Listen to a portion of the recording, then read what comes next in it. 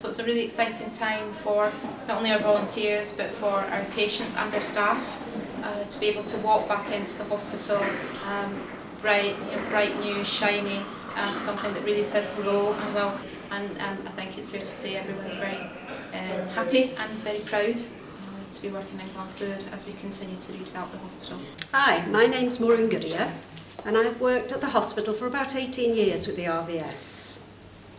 My name is Margaret McGill and I've worked at the hospital for about 9 years.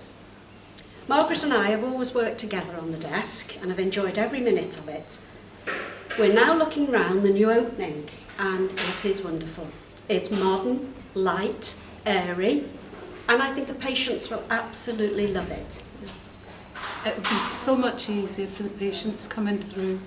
It'll make them feel better the minute they walk through the doors. Bore da, Iona Edwards ydw i. Dwi'n gadeirydd Urdd y Cyfeillion Ysbyty Glan Clwyd.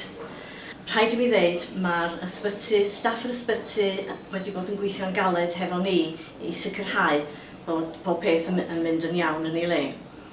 Mae gennym ni tua 400 o wirfoddolwyr sy'n gweithio yn y bar te ac yn y cancer ac yn y siop.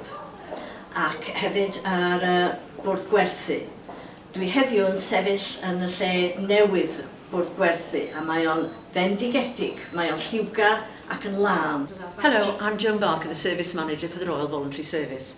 I've been a Service Manager for over 20 years in various parts of the organisation. I've worked in all the hospitals that the Royal Voluntary Service are involved in North Wales, and now I look after the volunteers here. We have between 35 and 40 volunteers, both men and women, and we are always looking for new volunteers to join us.